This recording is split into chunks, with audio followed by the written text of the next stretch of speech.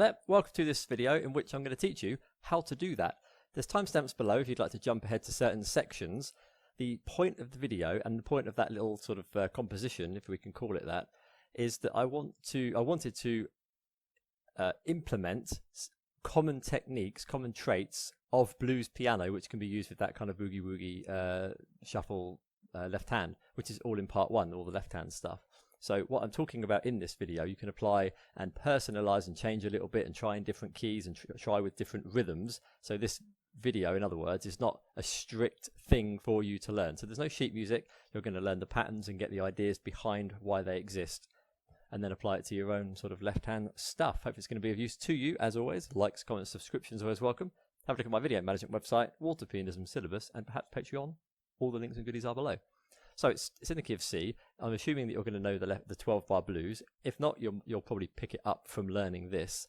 And you've watched part one. So the first melody line is that. Now that works because minor to 3 is a common blues thing. You may want to write these down as we go along. Minor to 3 is great. 5 and 6 are very safe notes. The 6 is a kind of soft, nice note which works in blues. And that's going to lead into, so that's the first part before part one even begins, before bar 1. And you're going to go into this very common thing where you're playing a dominant 7 on top, root at the bottom, sliding from the flat 5 to the 5. And it's common to have a kind of what I call a thumb bounce. In the left hand, I often call it a pinky bounce when you're kind of doing like all this kind of left hand stuff. This is a sort of a thumb bounce. So you're going to do the first one on the G and the B flat, which is part of the C7 chord.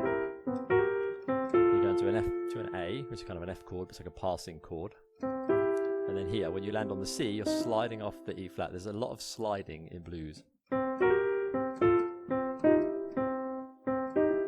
that. So that's your first part. And then I'm going down here to play 2 Cs. And that will make sense when you put it with the left hand. So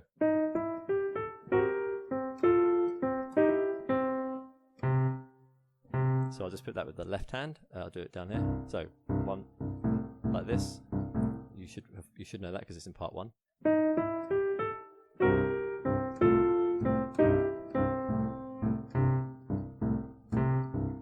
then you'll do another one quickly as you start again. So you do that twice. But the second time you're going to go up here. So the second time it's going to go like that. And then you've got this kind of, it's very hard to teach these because they happen so quickly, and when I slow it down it's almost impossible to put it with the rhythm. So I'm going to try and explain what kind of happens when you go to your own piano. You're going to try it and it will make sense to you. But there's lots of index finger and that's middle finger and index finger sliding on this flat 5. It can happen on the minor as well. Of course it depends what key you're in. Some keys you can't sort of slide up to a black note, so you have to use 2 fingers. But in this case, you're kind of sliding up. So I think you should get used to doing this first and then put it in with an octave, like, because that happens quite a lot. You just put the octave on top. It could be the 7 on top. So if you just get used to that kind of shape and that kind of finger movement, it can be 1 finger or 2. And then this will make sense. So what happens here is I'm going up here. I'm doing it, but I'll show you down here. So it's kind of going, and then it's going down like this with an E in the middle, because that's the B flat, which is the dominant 7, because that's the C7 chord leading up to the F, and what we're going to do in the key of F. So after the introduction, first one, second, and then you're going to go. It's very hard to sort of teach it note by note because it's a little bit different each time. But it's something like,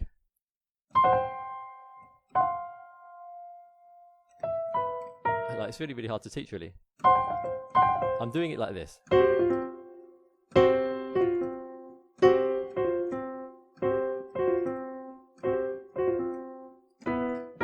That's the second part of it. So just go to the piano and you'll see what I mean. It's one of those things where you need to experience it rather than listen to it being talked about, just like riding a bike, for example.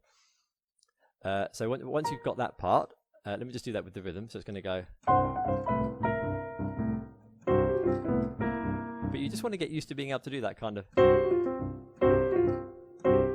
just that part, because it's really common. There's lots of octave stuff in it. Then the F riff, this is a brain-breaking exercise in itself, but it's good. So using the first 4 notes of F blues, which would have C and E flat on top. So you're kind of going, so the first one is like just before, so it's kind of going.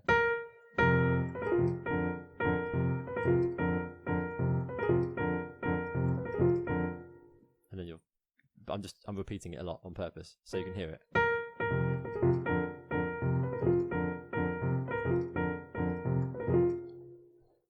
All I can say is just practice that and hopefully it will come to you. And then it finishes with a little, so when you put it in time it makes sense. So I'll just do it from the beginning up to that point, slower, slower.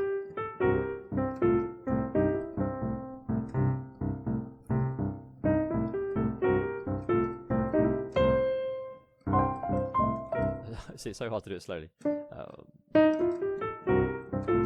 Second one.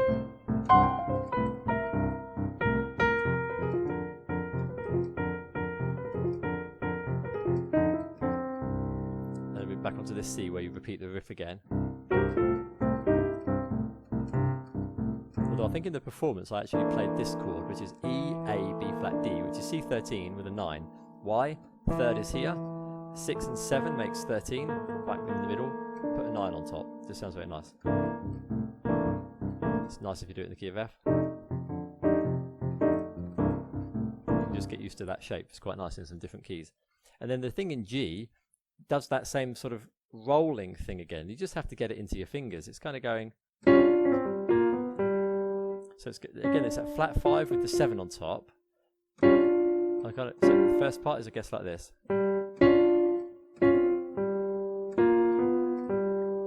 If you just mess around with that stuff, it will just come to you. You see how my ring finger is going up? My index is coming down to the 4.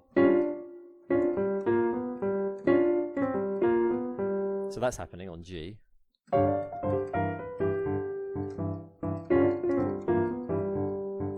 Just try and break it down.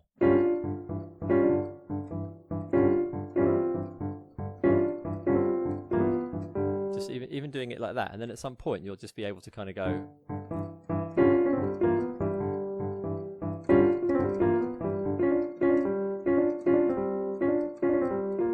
Just come to you. So that's what happens in G. Then we go down to F, and I am going with the 7 on top, dominant 7, very common in blues stuff. Minor to the 3rd, up to the 4th for a bit of tension. But I think I'm only playing the E flat on the A flat and the B flat, and the A is a passing tone, so it's kind of like that. So in F, it's going to go, and then you've got no more time left because it's just one bar. And then you go back to C, and now you're on the ending part where it's going to go C, C7 with an E in the bass, F, second inversion, but just an F chord there. Then I G flat in the left and a C whole diminished in the right, at least a diminished triad, put an A on top if you want. You're going to finish on that C with a G in the bass, and then you're going to move to a new shape, which is you're going to keep the G there, and you're going to move the C down to B as part of a G chord, D, F for the 7, you're playing G7, and then this A sharp, which is sharp 9. A is the 9, A sharp. That's one of those blues chords, a sharp 9. So I'll just do the ending. I don't know why I went to that chord.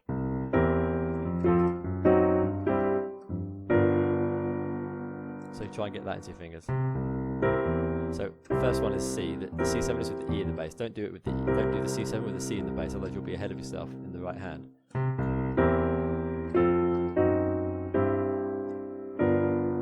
Very, very nice ending. Then the second time round, there's a nice little pattern which I did, which is very common in Boogie-Woogie, and it's like you can play the B flat and the E and the G, but again, you've got one of those like rolly things. If you listen to those people that play the Boogie-Woogie piano in the train station or something like this, they're often doing a lot of this, like, there's different ways of doing it, of course, but they're doing a lot of rolling down a chord really, really quickly. That's just one of the things that they do. But here we're making it a bit more refined, and you're doing it just once but with that kind of slide here like this. So this is actually the minor. We're doing it on the minor. As I said, it happens on the minor, happens on the flat 5. Just depends what key you're in. And you've got the 7 on the bottom, dominant 7, the G on the top, and you're going to get this kind of... Let me just remind you of how it sounds.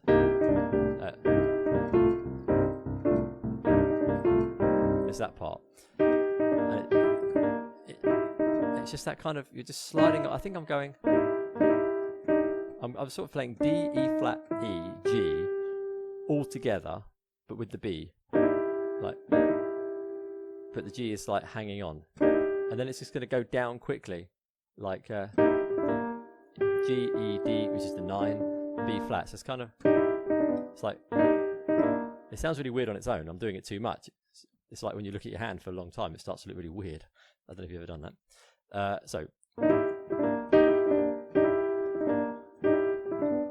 the next shape is A, D, F. And then you're going to go to G, B flat, C, and E flat. There's another way of doing that. You can just play an E on top because it is a C chord. C7, that looks like C minor 7, but it's not really a minor because it's kind of a sharp 9 sound that you're going for. But you can sort of slide, if you've got the finger work for this, play both. Play that sharp 9 and into the minor, or if you want to call it a minor, fine. But it's not really, it's a sharp 9 to the 3rd, and then you'll get that kind of.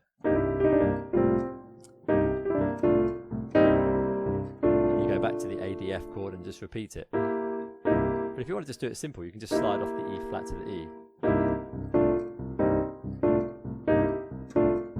So I did that one with E and the first one with E flat. When you're in F, the melody I did was this. This is a brain breaker again. You've got that in the right hand. So C, E flat and A, D and A, E flat and A, D and A, bouncing off the C. So you just get used to that. You can also do it with the G on top, which is a 9, sounds nice, or the A on top. Your choice, they both work. I think I did the A in the video. And that's what it is. You've got that shuffle.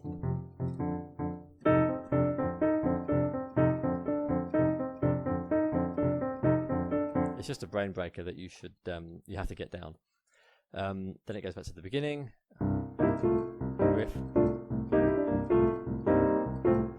And then on the G, I did a very common one again, where you just play the root, the 7 on top, and you slide off the fat. It's not really a slide. It's like 3 syllables. It's like 1, 2, 3, 1, 2, 3. So you just have to put that with the left hand. So that's a nice one. You're not sliding. That's like the other one, because you're really sliding. But this is 3 syllables, whereas that's just, with the slide is more like 1 syllable with a grace note. So it went, I went to, and then on F I did this nice thing, which you can do in all the keys. It sounds nice.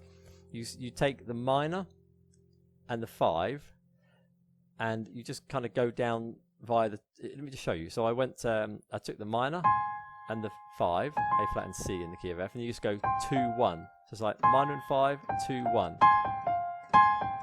And then the 7 with the, it can be the 3 on top or the 9.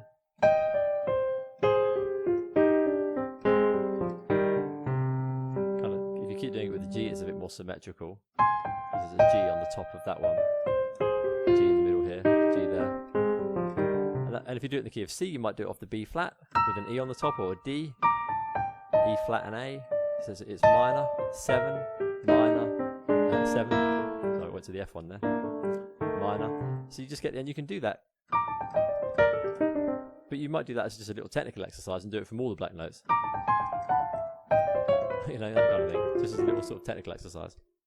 But you want to base it on the 7, on the minor, depending on what key you're in.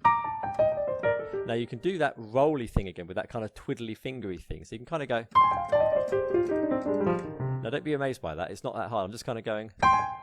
I'm going like that really quickly. But I'm putting the C on top.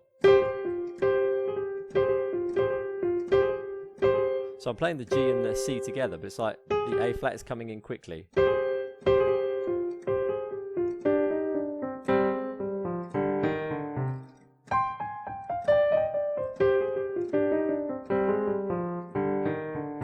it's that kind of thing. So when you just do it with the rhythm, sounds quite nice. On C, I'll do a B flat and an E flat one. So again, whatever key you're in. That's quite a nice thing to do. And then the ending one, I went down. I went C, B flat, A flat, G, following the same thing with the C7 chord on the B flat as it was on the E earlier. F again. The whole diminished with the A flat sounds nice because it looks like an A flat 7. It's kind of an A flat 7 there. And then that G in the bass with the C chord, and then this nice ending is a C. It's a chord I touched on earlier, actually, that C13 with a 9, but I'm falling onto it. I'm doing what I call a semitone drop. So that C 13 with a 9. If you just move everything up a semitone, that's D flat 13 with a 9. So if you can just get your fingers used to that shape, F, B flat, C flat technically, E flat, and then also the E, A, B flat, D one. It just sounds nice. So the ending, where can I go from? I'll go from the from that walking down part.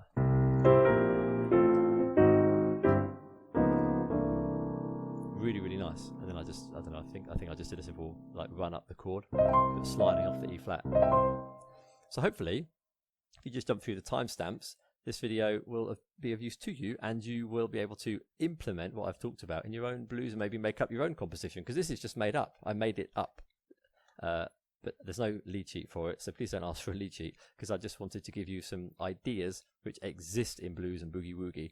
And I just now encourage you to make sure you know the 12-bar blues, make sure you've got the left-hand patterns down, try some of these things like individually, and then put them with the left hand, but also to try with the different rhythms. So this it will change the feel of the right hand.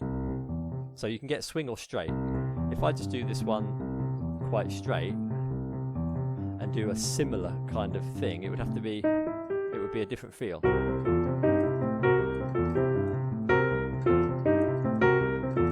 See, it doesn't have this because it doesn't have the shuffle, which is this is. The same with this one.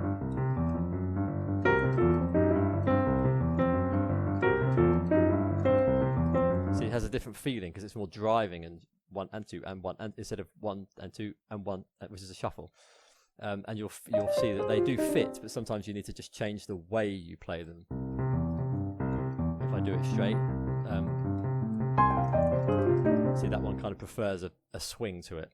What was the other one I did? Well, that one's kind of fit. That one fits specifically to the shuffle. But you'll see what I mean. Just play around, put different things together, and try and make up your own little riffs.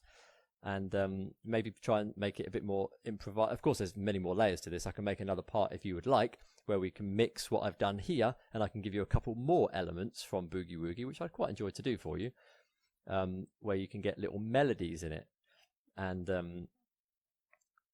where you just connect what we've done in this with these kind of more stationary chord melodies, and then put these nice kind of, you know, little melodies and jazzy lines into it to connect them together. So perhaps once you've got down part 1 and you've got down part 2, you might be ready for a part 3, assuming that anyone would like to make it. So there you go. As always, likes, comments, subscriptions are always welcome. Have a look at my video management website, Waterpenism syllabus, perhaps Patreon, and I'll see you in the next video. All the best. Bye for now.